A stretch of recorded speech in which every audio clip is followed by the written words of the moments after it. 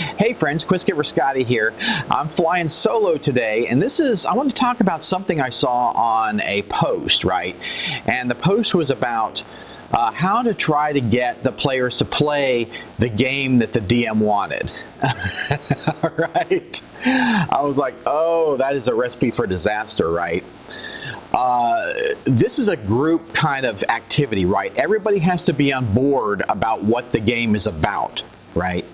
Including the GM, DM, all the players.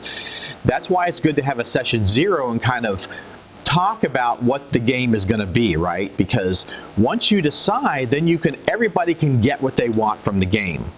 Because this hobby is too time intensive for people to play, and they're not getting what they want out of it, right?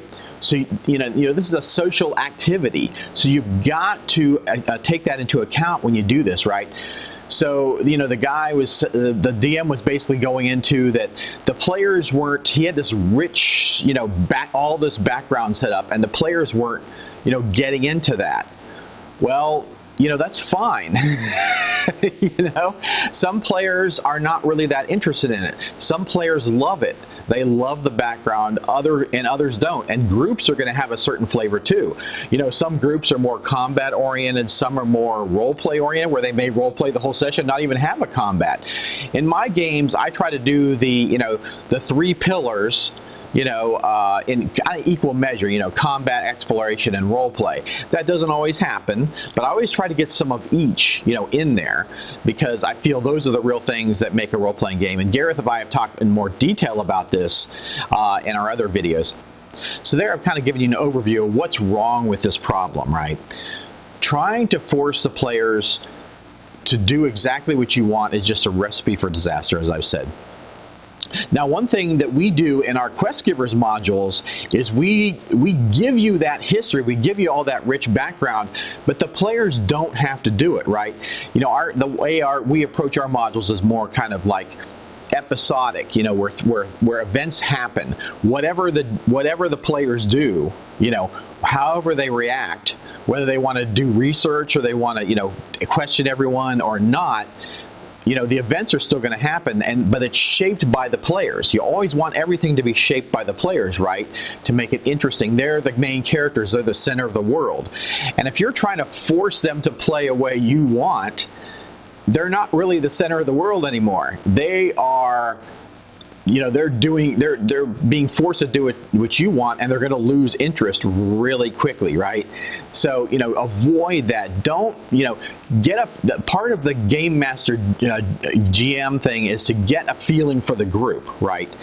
And, making them play the way you want is not getting a feeling for the group. It's making them tell your story. You can still have that story. There's no problem. But some GMs really want them to, mine. They may have this rich material they've made, and they want them to mine it. But not all groups are interested in that. They want the excitement of a fight. They want to have. They want to explore. They may not want to play your intrigue game where all they do is like talk to nobles the whole time. That may be boring for them. So, like I said, have a session 0. I think that's the best way to avoid this kind of thing, because you're getting their expectations and your expectations all worked out before you even start the first session, right? Now, some DMs get off on the players actually doing their material, getting every nuance and that kind of thing. I think, when you get to that, when you reach that next level of game mastery, it is about you all having fun, including yourself, but it's like getting what the players are telling you through what they're interested in, their body language, and that kind of thing, and then reshaping stuff in the game if you need to fit what they're interested in and what they're following. Don't just try to keep banging their head, against the wall and point them that way until it's bloody. Maybe they don't want to do that. Maybe they're off track, but let them do what they're going to do, and then you can add elements from what you were going to have into what they're doing, right? They don't have to follow the exact script. You know, that's kind of next level game mastering, right?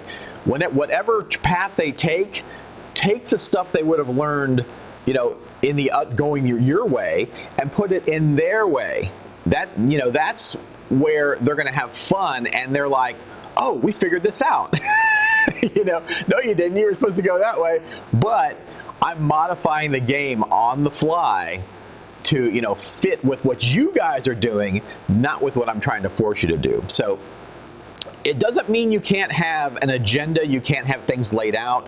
Like in our modules, we have events that happen, and, you know, that shapes the world. And the events happen whether the players, you know, engage with it or not. If they want to watch people being tortured or whatever, you know, that's their prerogative. If they don't want to help somebody, that's their prerogative, you know. And but they're also going to see the results of that, you know. So always, you know, think about how you can work the stuff into what they're interested in and what they're doing, not what you want to force them to do.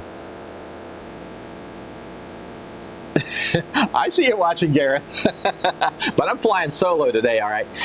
Make sure you check out questgivers.com, where we follow all the advice we're telling you guys in our own cool modules. So check that out. That really helps support the channel. Give a like, make a comment. You know, we love to get feedback from watchers, and, you know, that helps us be better and talk about the things you want to hear about. You guys take care. Go forth and quest.